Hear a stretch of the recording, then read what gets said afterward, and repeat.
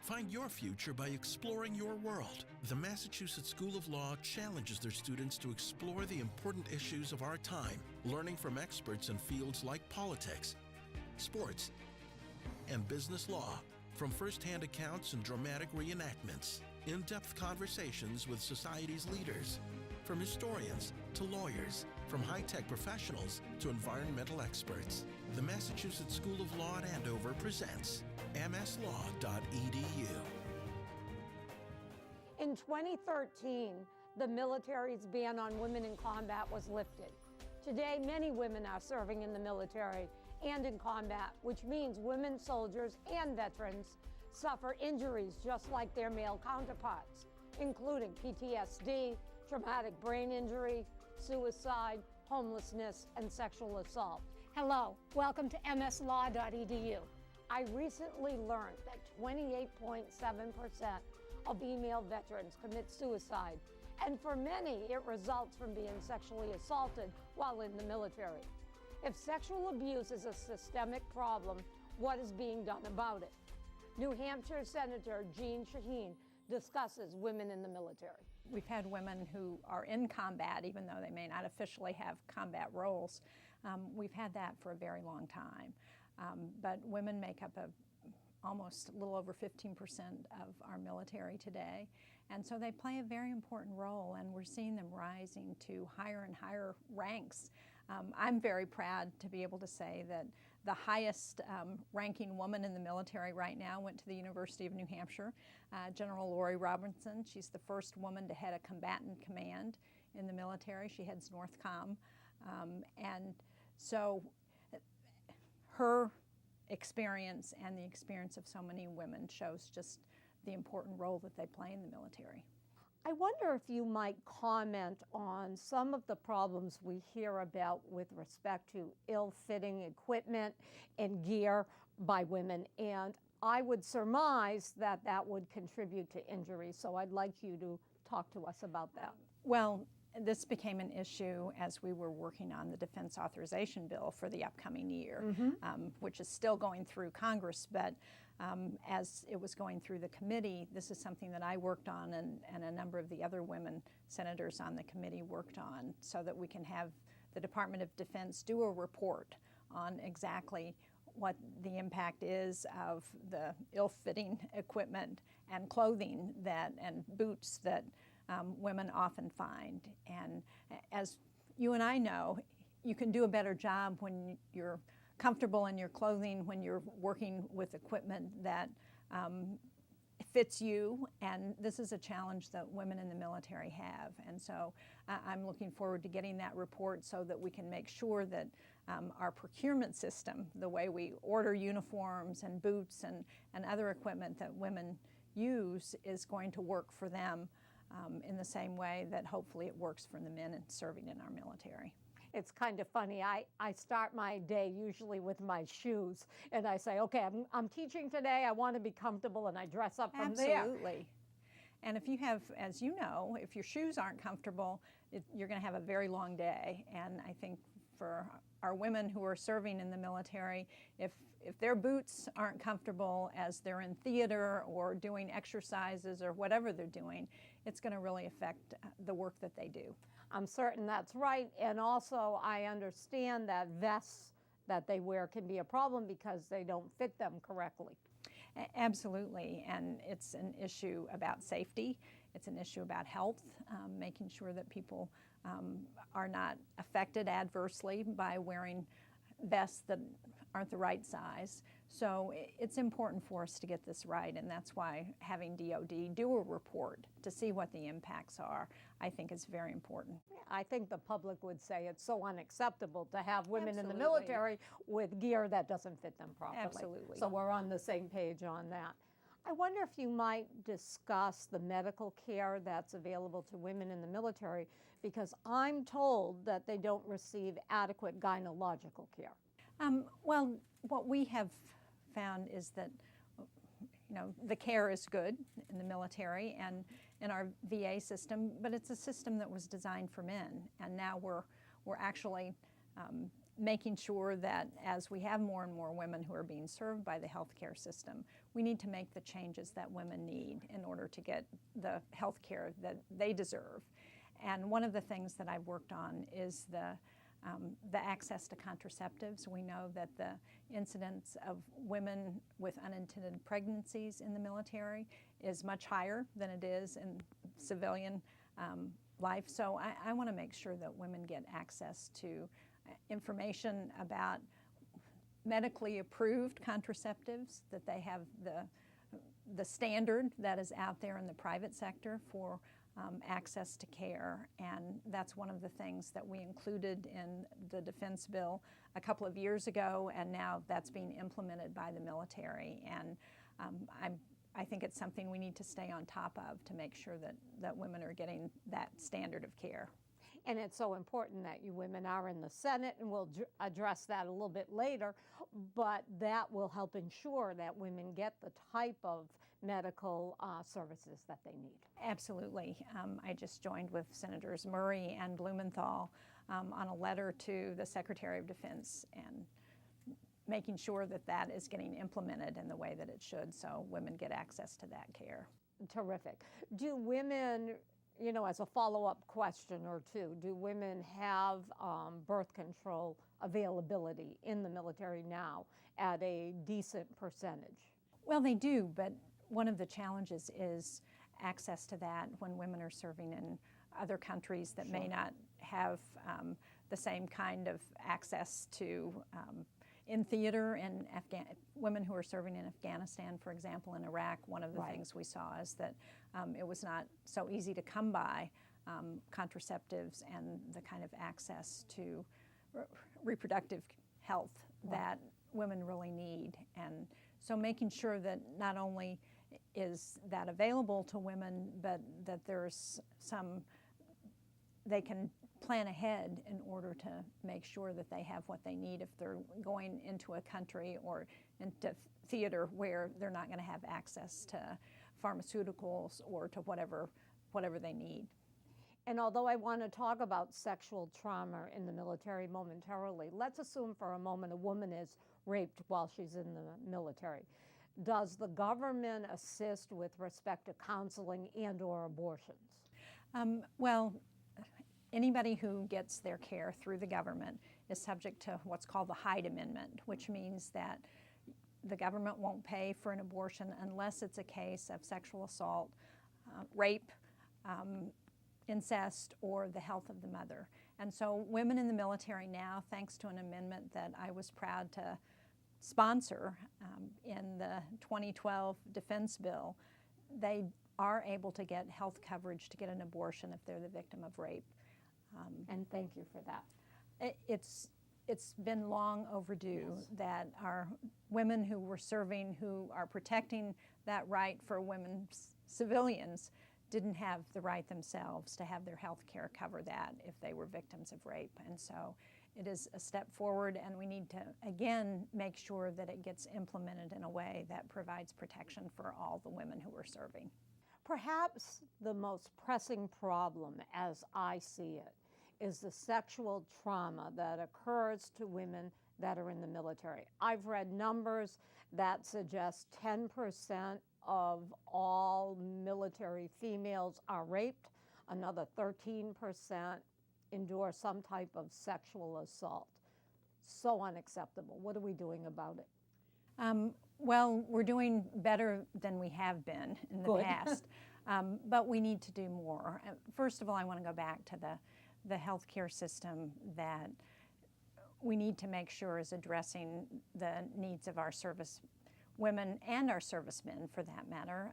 We know that we have many more people who have PTSD when they come back from serving in the military, and we need to make sure that we're addressing not just their physical needs, but their psychological needs. So we need to be addressing mental health care as well as physical care. And for women, it's a particular challenge because we've had a healthcare system that is not designed for women.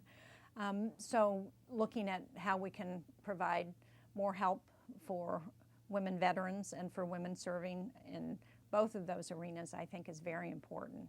Now, as I said, we're doing better, and I think one of the reasons that we're doing better is because there's been attention to this issue, and what you're doing, this kind of a show that raises the issues for the public is very important because the public has been very responsive. We now have 7 women serving on the Senate Armed Services Committee, Republicans and Democrats, and we have been united, as have our male members, in saying this is not acceptable. And you know, we've had, since the tailhook scandal back in the early 90s, there's been sort of a no tolerance policy in the military for sexual assault, but it hasn't been enforced very well. It hasn't been implemented in a way that makes a difference for women and men who are serving. And I think the importance of having the 7 women on the Armed Services Committee is that we can keep the spotlight on that. In the defense bill that we passed last year for 2016, we had about 15 provisions all dealing with sexual assault in the military. And there are a couple of issues that make it particularly challenging. One is the issue of retaliation. What we've learned is that often for people who report sexual assault, they are retaliated against by members of their unit, sometimes by their commanders. And so we put in some provisions to address that retaliation because that's one of the most difficult pieces. And we're still trying to figure out how well this is working because it's just being implemented. We're just getting data now to see how it's working for those who are serving. And I think it's important to point out that sexual assault doesn't just affect women in the military. There are a lot of men who report being sexually assaulted, and there aren't as many who report that because I think they're more reluctant often to report. Yes. But it affects both men and women, and it should not be tolerated. We all agree with that, and now we need to make sure that not only do we change the requirements, the penalties, all of those things, but we also need to change the culture. That's right. We need a culture that's not only in the military, but in our civilian life that says sexual assault is not acceptable. We can't ignore it. We can't sweep it under the rug. We can't condone it. This is unacceptable everywhere, and we need to address it. And particularly in our military, we need to make sure that we have implemented the changes in the law that we've passed and in the military code of conduct. That's right. Sexual assault is such a systemic problem. I thought long and hard about what the solution could be. I don't like to do a show and raise an issue where I see no potential solution. And I came to the same conclusion, I think, as you did. You need women in positions of power that insist and demand and make sure that we change the culture. And, you know, another problem is the lack of prosecution. Right. Is a serious, serious issue, particularly within the military, and I'm sure other places as well. But that must change, and we must demand it. That's right, and that is one of the areas that's changing. There are special prosecutors who deal with sexual assault in the military. One of the things we also learned is that if you have someone who can support those people who have been victims of sexual assault, that's really important too, to make sure they get access to information and to the resources, and they know that if they're going to come forward, that there's going to be somebody there to support them. So there are a number of changes that I hope are going to make a difference, and it's up to all of us to make sure that they actually get implemented in the way they were intended. Hold their feet to the fire. Absolutely. 28.7% of all female veterans commit suicide. I was horrified when I heard that number because the women population and the suicide rate is about, 5.1, 5.2%. So what accounts for this? What I am told is a large contributing factor is the military sexual abuse. And what's interesting about that is the lack of prosecution to the rapist or the perpetrator of the sexual misconduct walks the streets. And the women are very fearful that that man is still walking the streets. So that has to change. We must address the suicide rate. Absolutely, and I've heard different percentages, so it's hard to know what's accurate, Sure. but we clearly have too many veterans, men and women, committing suicide. It's a national disgrace, and we need to do something about it. And as you point out, for women in particular, the sexual trauma that they've often experienced in the military has really contributed to that. And as I said, we have a healthcare system, our VA, that wasn't really designed to address those concerns. And so we've got to do better with making sure there are professionals within the VA system psychological professionals, clinical professionals, who can help women work through the sexual trauma issues that too many of them have come home with.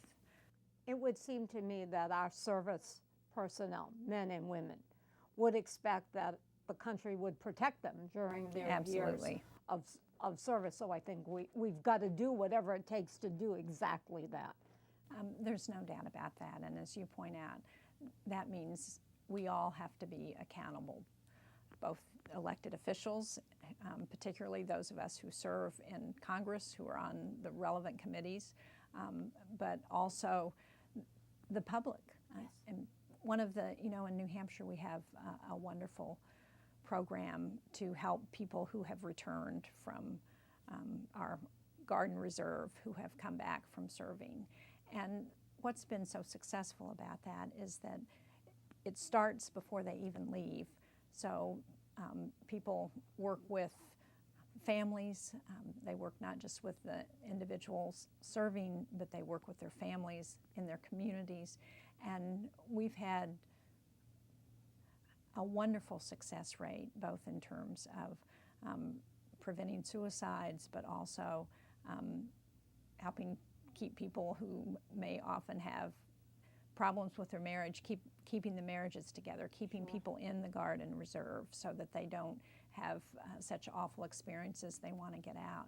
And I think it's been a real model, and the success of it has been the people making it a community-wide effort, making sure that there are a lot of people who are providing support in ways, whether it's, not having enough money to heat their homes in the wintertime or getting access to health care, whatever it is.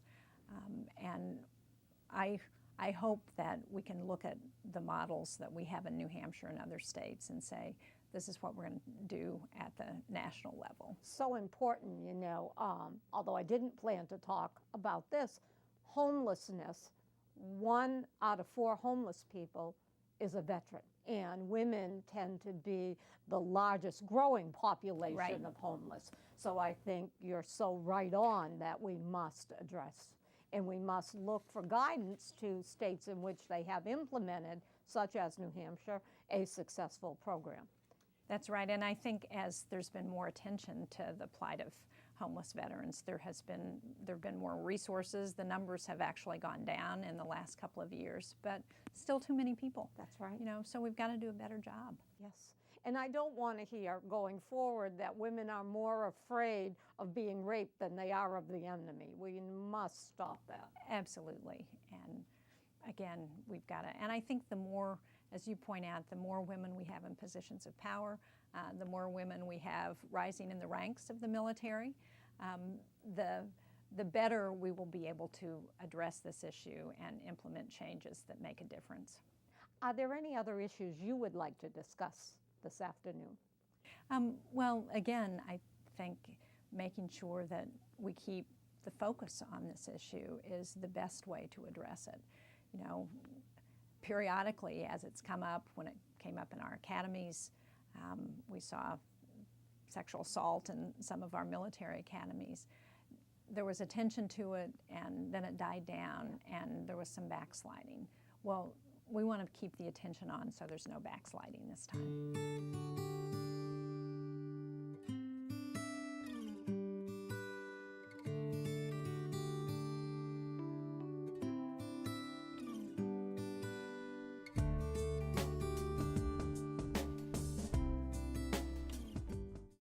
From day one, I knew I took the right step. The Massachusetts School of Law is challenging. But you feel welcomed and supported at every turn. You're learning the professional skills you need to get hired. from professors with real-world experience. Trust me, that makes a huge difference. I now have a job I love, and the best part is, I'm not in debt. No LSATs required. Teachers that make a difference at the most affordable law school in New England, the Massachusetts School of Law. Your future starts here.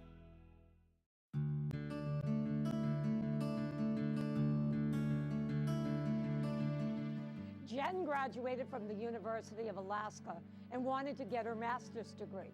She heard about the GI Bill and headed to a local recruiting office to enlist. Jen describes what follows as a nightmare. 4 sexual predators during her military years. Under the guise of a professional position, this recruiter invited to me what he called a new recruit party. And so I just assumed that it was a professional setting with other recruits that were going to be there because that's the way he sold it to me. And so I went to, I guess they had it at his home because the base closed at night. So that didn't raise any red flags for me either, especially when others were going to be there. So I went, and when I got there, there was no other new recruits there. And I knew as soon as I walked through the door, my gut instinct told me something was wrong, but I didn't know what it was. I just remember feeling that way. And I waited for, maybe half an hour to, 45 minutes for others to show up, of which no one ever did show up. In the meantime, the guy was trying to push alcohol on me, and I had to drive home, so I wasn't interested in drinking alcohol, but he was peer pressuring me so badly that in order to just make him be quiet and stop badgering me, I had a couple shots.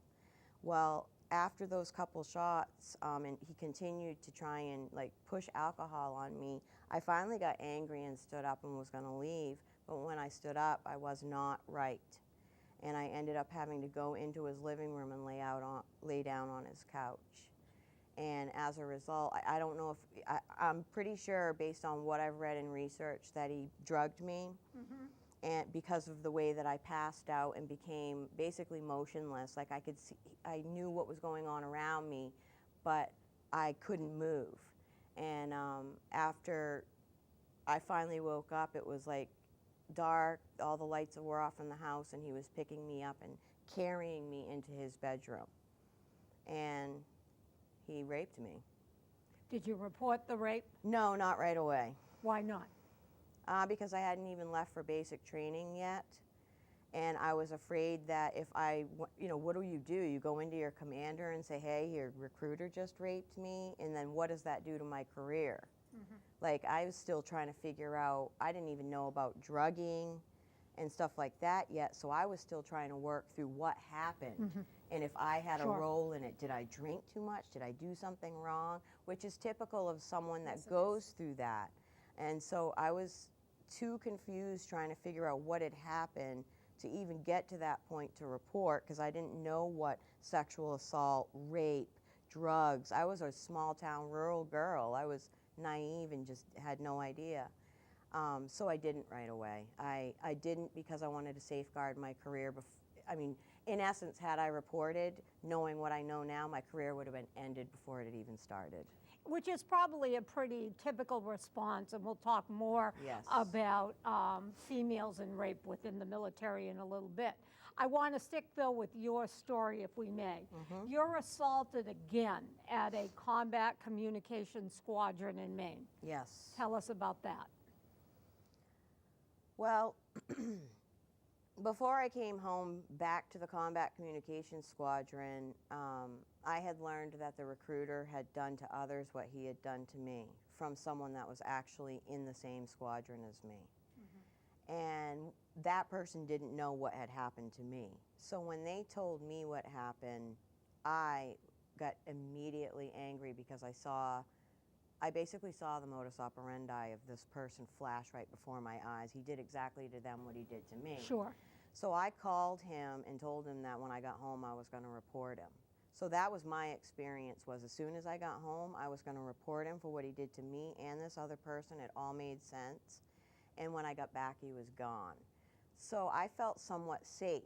I felt like, hey, I just got rid of this guy, because that was my whole intent, was to call him to scare him so that he wouldn't dare do it to any other new recruits that came through the door in an effort to protect them. Good for you. But when I got home, he was gone and I couldn't follow through with the case. But I was like, good, he's not a recruiter anymore, so now he can't hurt anybody else. So I felt empowered, and I was really excited to be back at that squadron. And I immediately dived right in and started working, only to find out that there was 2 other men that started in on me. So basically, what I was coming to the realization of was, I can't come to work without being assaulted in some way by some man. And unfortunately, the men that did it were superiors that had both been in over 18 years, so it made it a lot more delicate of a situation because, A, when they attacked me, I couldn't attack back and punch them in the face or fight them off and do what I would have normally done in the civilian world had someone done that, because I had to be careful about how my actions were going to impact my career, Right. because this person was my boss, one of them anyways. And it didn't matter if they were your boss or not. If they're higher ranking, they have more say than you, so they can say whatever they want about you. Whereas if you try to say anything about them, it's not necessarily going to be heard because they have way more time in service and more respect from the people who make decisions, and that's part of the problem in the military. So what ended up happening is I ended up trying to reason with with both gentlemen over the course of a year while I was at this communications squadron, and unfortunately both of them escalated as opposed to working with me around, I'm not interested in you, please don't touch me, I just want to come to work and work. I shouldn't have to worry about this coming to work. And it's not like you can just quit in the military and say, see ya, adios. Yeah. You're stuck there with these people and you've got to work it out. So it took me about a year before I finally reported those 2 individuals, the reporter and another individual at my technical school, in an effort to just let my commander know, ever since I've come in for the last 2 years, I've gotten nothing but attacked, raped in one situation, and now I'm trying to prevent another rape. This is ridiculous. Tell us about the note, which proves to be invaluable to your case. Absolutely. I can't believe he wrote it, first of all, but I was ignoring him and avoiding him so much that his escalation couldn't stop, and he could not help himself but to write this note and basically tell me that it would be in my best interest for my career to give in to my desires, of which I had none, by the way. And I was like, I wanted to, after I read it, he handed it to me while we were in an operation in Brunswick, Maine, as we were changing shifts. That's the only way he could get to me because I was avoiding him so much to just stay away from him because he scared me, actually. And in an effort to try not to lose my stuff, after I read it, I wanted to rip it to shreds. It made me so sick. I was disgusted that I had to deal with this. I just could not believe it. And I didn't for some reason. And yes, in the end, that note ended up being pivotal in the successful outcome of my case in my favor. And I was thankful for that because most of the things these individuals did were he said, she said, Absolutely. where we couldn't prove it. Yeah, men are not going to sexually assault women or vice versa when there are witnesses. Right. So, rarely do you have the type of evidence that fortunately you had in this situation. Right, I was lucky. Yeah, you mentioned that there were a lot of squadron parties. What were those about? To me, I thought they were unnecessary and unprofessional, but it appeared to be that this was just the way of life for military units, was to celebrate after their successful missions and operations, to get a keg and have parties, and that's the way they liked to do it. I probably would have been okay with it had I not been the victim of a rape and sexual assault in my early career, but anything that involved alcohol made me very uncomfortable. Sure, you were frightened about what was going to happen next. Absolutely, especially since I was one of the only females, so I was the easy target. Not that they target just females, they go for the easy target, of which I was. And so The squadron parties actually, they did scare me. And the night that the same individual wrote me that note, the night that we were supposed to have a squadron party was the night that he told me in the note that he would see me that night. Because we were all asked to go, told to go, not like, oh, it's, you know, do what you want. It's optional. Yeah, it wasn't optional. No, it was mandatory. It was a mandatory squadron party that and he was planning at the end to assault you, perhaps. Yes, and that's basically what he told me in the note, and that's exactly what he attempted to do at the squadron party, which is when I finally fell apart, because he did attempt to rape me. He dragged me in his room, he shut the door, because I didn't know this was his room. I was out in a hallway, gathered with other friends, and his door was partially open, so he knew I was out there, but I didn't know that was his room. And he opened the door and dragged me into his room and threw me onto his bed right in front of other people who said nothing. Wow. They just stood there, didn't even care, like it was normal business. And I'm screaming, trying to fight and get away from this guy because he was drunk and acting a fool and way stronger than I was.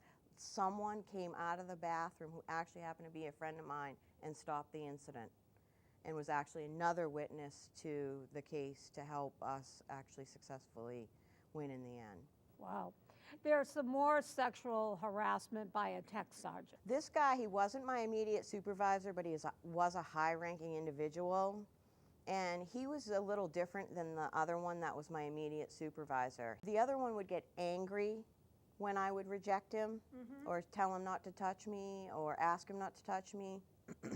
This one started out with he acting like he kind of liked me, and he wanted to date me, and you know, like he was really interested in me, but not to like the perverted place or the I'm afraid of you place. And I said no over and over and over, and then he started calling me, and I continued to say no. I was just not interested in dating anyone at work. I had made that mistake before, and I was never going to do it again. And but unfortunately, he escalated too. He just escalated in a different way. So I basically got to witness two different kind of perpetrators and the way that they carried out their plans right before me in front of my eyes. This one was different. He didn't scare me as much as the other one until the end, where he started forcing himself on me at work as well. And I would push him off me in anger and say, don't touch me, and then he would start getting angry too. So both of them escalated to a point of getting angry because I kept rejecting them, and then it was getting to a point where they were going to force it on me. In total, how many perpetrators during your years in the military were there? 4. And tell us what ends up happening to the 4 men ultimately. It's actually kind of sad. And that's why I do what I do to this day and fight for veterans and active duty rights is, first of all, the civilian justice system and the military justice system are completely different, although people don't recognize that, including myself when I chose that route for justice.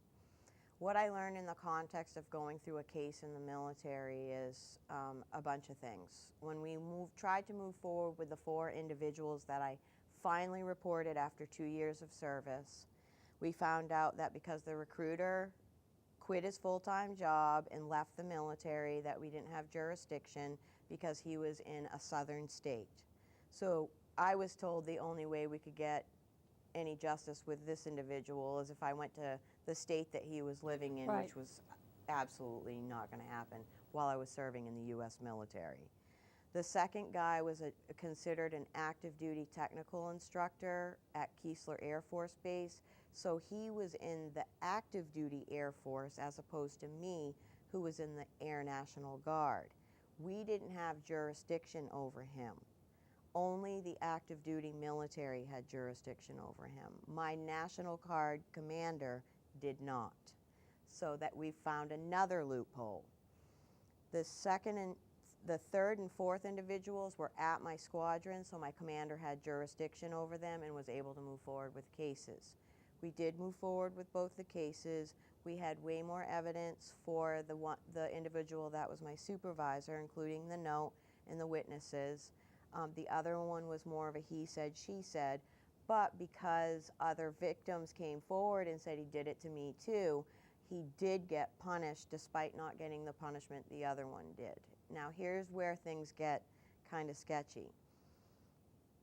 The supervisor that assaulted me and was found guilty was fired from his full-time federal technician position, which was a superintendent position, and was a big loss. He was demoted one rank, so he went from a master sergeant to a tech sergeant, and he was forced out and asked to retire at 20 years. So the individual who we proved had committed sexual assault, attempted rape, and sexual harassment retired with full benefits. The other individual, we didn't have enough evidence, so what they did was kicked him out of the Maine Air National Guard honorably. He turned around and joined the New Hampshire Air National Guard, because you can do that, state to state. And the last time I saw him, he was teaching at the Pentagon and is now retired with full military benefits. Well, I guess the positive news about retirement is they're not in a position within the military where they're going to do this to anybody else. And that's how I got by with my survival, was I've protected other military men and women from these 4 people. Yes. That's all I could do at the time. But I also recognized later on that because of some behavior that happened after I reported, that my overall goal was to protect others from these individuals, which did not include the civilian society. And that was where my biggest concern was. Sure. They were released in the civilian world to teach at colleges, to do whatever, with no records. Pretty amazing. What services does the military provide to women like you who have been sexually abused while in the military? When I asked my commander that, he said nothing. We have, you can go see I forget what they call them, but it was like an employee type assistance program, I think is what they called it. That's what it was, employee assistance program, where you could go see someone for like 5 visits. Well, the first person I went to was horrible. No offense against them, but they didn't get the military. It was too difficult to try and get them to understand what was going on. And I actually felt a little bit of victim blaming from her. And I was like, absolutely not. I'm done with this person. And so there was nothing. And what I did was I contacted the local rape crisis center to assist me through the difficulties, because it wasn't necessarily, I mean, obviously what I had gone through was traumatizing, and these people scared me, and it made me see a whole nother side of life that I wasn't aware existed. But what really got me was the way that my squadron treated me after the cases were adjudicated, and that's when I actually started getting the anxiety and the depression and the rest of the things that started kicking in from post-traumatic stress without knowing it, and absolutely had to reach out to someone to help me as a lifeline get through, because I wasn't doing well. How do you ultimately heal? I, ever since this happened to me, have continuously reached out to people to help me get by. So I could be successful in the military. I did everything I could to take care of myself because I really wanted to safeguard my career. I didn't understand why this had to impact a 20-year career. Unfortunately, it did, and that's where the downfall is, but we can talk about that in a little bit. But what I've done is, as soon as I found out that the Department of Veteran Affairs treated what they call military sexual trauma, I ran to that building. I ran. I heard it on TV. It was a really controversial case. First time I'd heard sexual assault talked about in the military, and I ran to that Washington Puget Sound VA, and I've been there ever since. Discuss your decision to get out of the military. Wasn't really my decision, unfortunately. I wish it kind of had been, but what happened is once I started getting help at the Department of Veteran Affairs, I had to report to my squadron that I was in fact getting help somewhere, because you have to report any new changes, any surgeries, any counseling, whatever, on these yearly medical squadron questionnaires. Okay. It was at this point that it triggered some sort of red flag, and someone came to my office and asked me to leave the base immediately until I got permission from my doctor to come back. And what happened from there? Did you go to your doctor and ask for permission? Absolutely. I went to my doctor, I asked for permission, I went to an attorney, I went to everybody that I could to figure out, well, how can they do this to me? Someone else did something to me. I'm just trying to get help. Why is this now a career ender for me? And unfortunately, I learned from the JAG, the attorneys, that they can end my career if they wanted, and that's exactly what they did. I tried to fight back, I tried to safeguard the career, I tried to do everything I could, but in the end, they got me with my security clearance, which I had to have for this particular job in satellite communications. And what they did was they sent someone to my home asking for me to sign a release of information for my Department of Veteran Affairs records, of which I felt very uncomfortable about, because why do they need to know the details about what has happened within these assaults? Because that's all they were asking for from me. There was nothing else wrong. So why did they need this? I was very uncomfortable with it, and I was like, you guys finally got me on my security clearance, because I will not give you this information and have my government security clearance carry information about an intimate, private situation that I don't ever want to talk about or hear about again.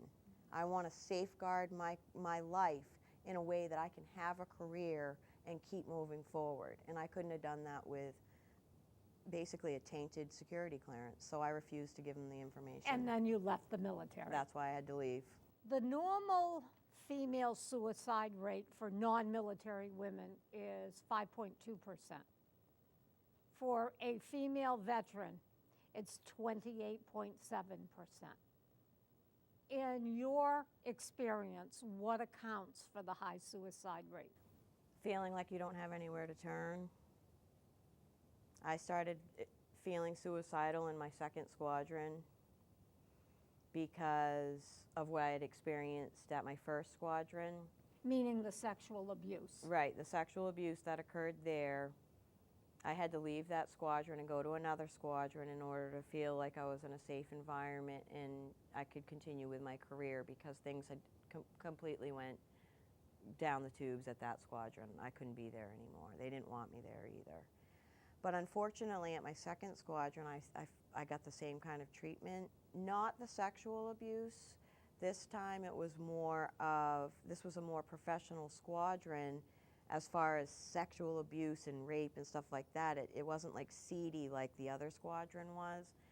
But this one definitely did not want women in the satellite communications career field. So from the first day that I got there, I was basically told that no woman ever makes it in the satellite communications career field.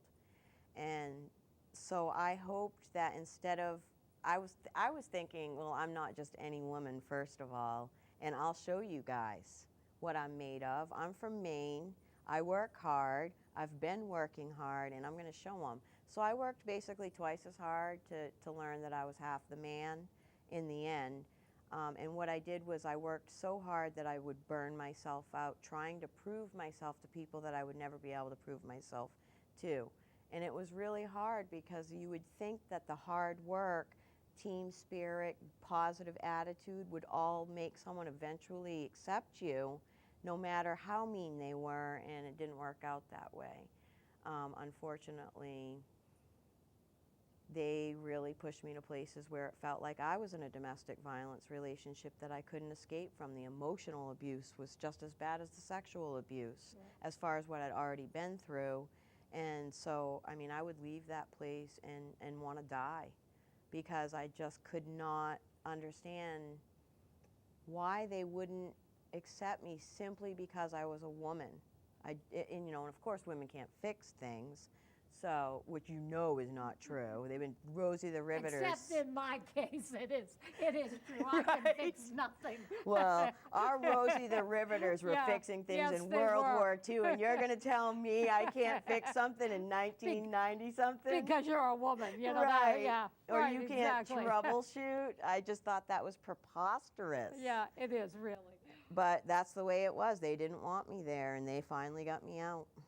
What does it take generally for a female veteran to become resilient, to go back to a life as a mother, as a wife, as a civilian? What's going to be necessary? I think that taking care of ourselves is the most important, and recognizing that it wasn't our fault is another really big part of it, because a lot of us tend to blame ourselves when things go wrong. And I really think with the military, because we keep seeing the same problems over and over, that we're beyond it being our fault, that it's a systemic problem that we need to address, because the same stories keep popping back up. And so I spend a lot of time reminding folks to remember who they were before the whatever said incident occurred, whether it be you were a victim of crime or you saw, horrible things when you were in Iraq or in Afghanistan. Just to remind yourself before the post-traumatic stress or the anxiety or the other things that kicked in, to remember who you were before that, and that person's always there. We just got to dig back in and find them and build on that again with a different set of circumstances. We might have a little more issues to overcome, but ultimately all of it's going to make us stronger, and making women veterans stronger than what they already are, especially, I think you could see some amazing things come out of our women veterans for this country. What are you doing now? Now I run a site called Military Justice for All. I call myself a military justice policy analyst, and I'm also a military crime historian.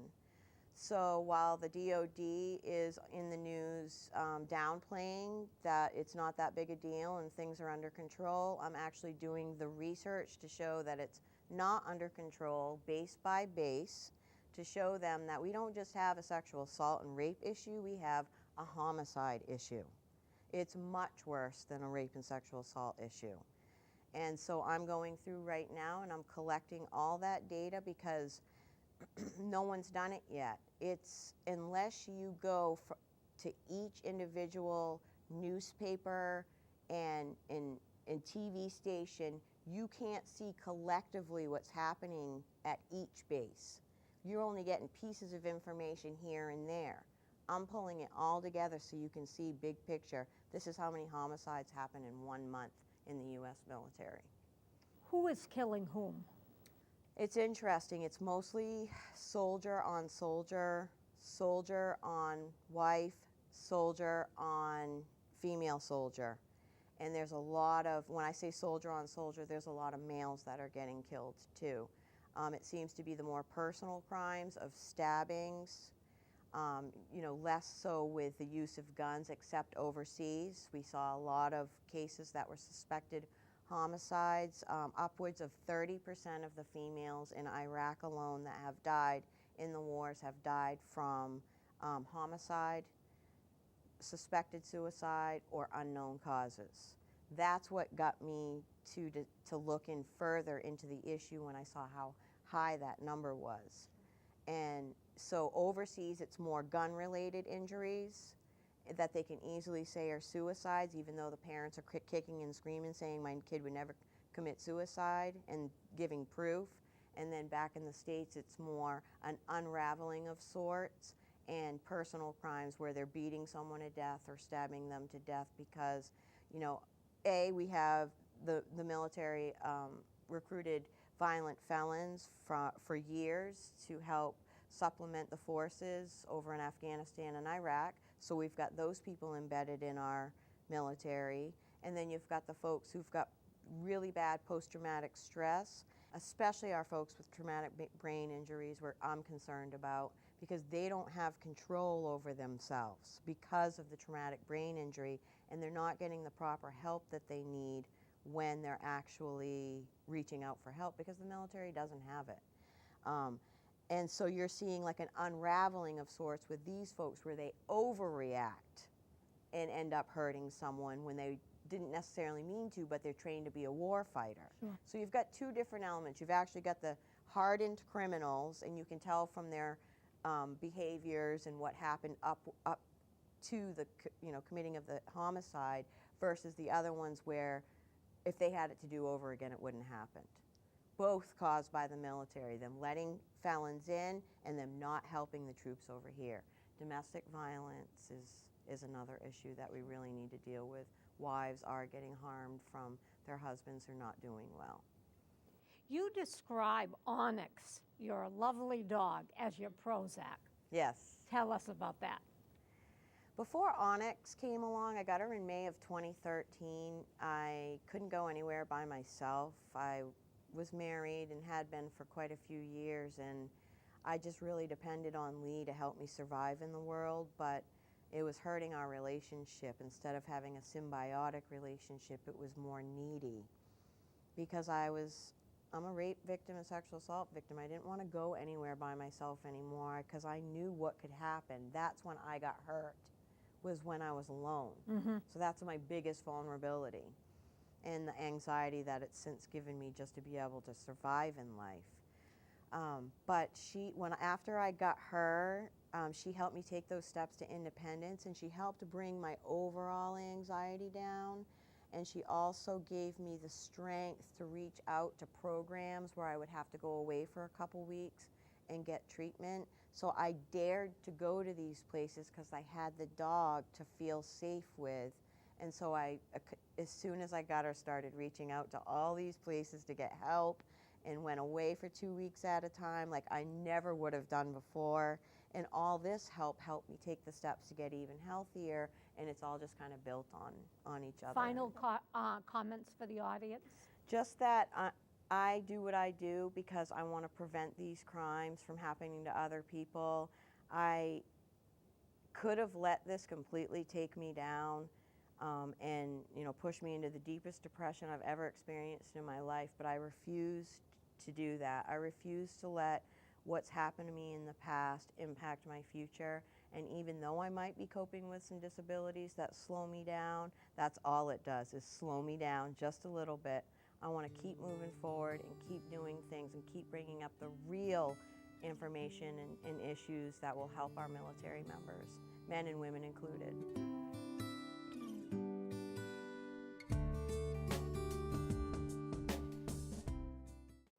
I remember the day my future started. Walking with Bo, thinking about my life. I had big dreams, but my career was going nowhere. That's when I discovered the Massachusetts School of Law. A few years later, I'm here with Bo, but now I'm thinking about my clients' problems instead of my own. Teachers with real-world experience, a fun campus, and the most affordable law school in New England. Change your life. The Massachusetts School of Law at Andover. Your future starts here.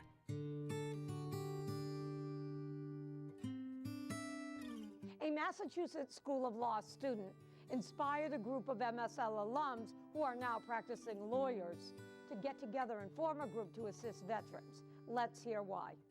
I actually heard an interview on NPR done by Sergeant Major William Davidson of the Massachusetts Army National Guard. And in his interview, he talked about the high suicide rate in the Massachusetts Army National Guard. And he attributed it to the fact that they're not getting the full-time supports that somebody who is active duty, full-time military would get. And so though the national average had certainly gotten better, in the Massachusetts Army National Guard, the suicide rate was very high. And I'm a licensed mental health counselor, and also, so through my personal and professional experience, that really struck a chord with me. The group's mission is to at least get our information out there for military personnel to know that they're not alone. And just because they don't have the legal right to representation, there's groups out there like ours that will help you. And it's going to be a sliding scale rate where even if you can't afford it, then you can still get the representation that you need. It's just people that care. They care about what happens to the service members, that they get the help they need at an affordable price. The majority of people, particularly in the National Guard and Reserves, there's nothing there because they don't qualify because of income, or they don't have a qualifying injury to get them help through one of those organizations or charities. And we just want to try to fill that gap. There's probably about 8 to 10 of us, and some of them have come in and out. Some of them are still the nucleus of the group itself. Basically, we've come together, we try to come together about every 2 to 3 months. And each of us have our own private practices, so we also bring to the table different practice areas, which is great for the type of work that we want to do. Legal issues can contribute to risk factors for suicide. So while there may not be a direct connection, it's a lot of little things that add up. And so being able to take care of those legal issues right at the start, or at least having someone in your court with you, having someone at your side that you know that you can trust, getting through the really difficult situation for you. Legal issues are always very anxiety producing.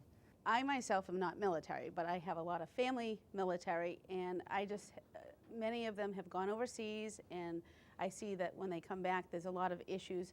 Sometimes it's as simple as collection issues, and sometimes it's greater issues, bankruptcy issues and family court issues, and they're unrepresented because they can't afford it. My father was in the Air Force, and then years later, he was in the Air Force for a period before he got married, and years later he actually joined the reserves, and so it wasn't. Military was not a big presence in our family. At the same time, I have a sincere appreciation for what people in the military have been able to commit to that I have not. The Massachusetts School of Law Veterans Association is a chapter of the Student Veterans of America. Their mission is to bring all former and current military students together for academic and moral support, community involvement, and companionship. So the Student Veterans Group started about 4 or 5 years before I came here, where a group of students wanted to honor their veterans, and they decided they were going to try to raise money for some sort of a flagpole or memorial outside. And so they did that, and the year that I was a 1L here was the year that was dedicated. And so they all graduated that year, and they needed somebody to run the program to continue with it. So I decided that I would do that. What activities does your group support? So we support Run for the Troops, to run every spring, where the runners come from all over, and they're raising money to build homes and make them more habitable for disabled veterans who come home that have wheelchairs, can't get through doorways, can't get upstairs, things like that. Such a worthy cause. Are you a veteran? I am not. I am not. So why did you get involved? My father is a Korean vet. He was a captain in the Army, and my son is currently serving in the Navy on a submarine. So, and I grew up in the Vietnam era, so we would watch the news every night and see images from Vietnam, and it really made an impact on me. So I wanted to do something else and give back. So when this opportunity came up, I took it. Tell us about Veterans Day here at the Massachusetts School of Law. So for the last 4 years at MSL, we've tried to do a memorial where we typically have one of our professors who's a Vietnam vet speak. Professor Martin talks about his reflections on the day.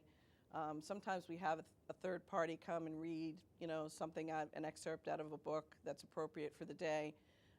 We try to honor our student veterans, our alumni veterans, our faculty veterans, and the community, because it's open to the community as well.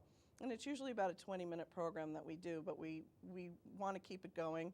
We also have a student veteran, now he's an alumni, who plays the bagpipes for us throughout the ceremony, and that everybody seems to really like those, so we enjoy that. To our female veterans, thank you for your service. For those who feel despair, here are some places to reach out for help. To to our guests and viewing audience, thanks for joining us. Until next time, be well.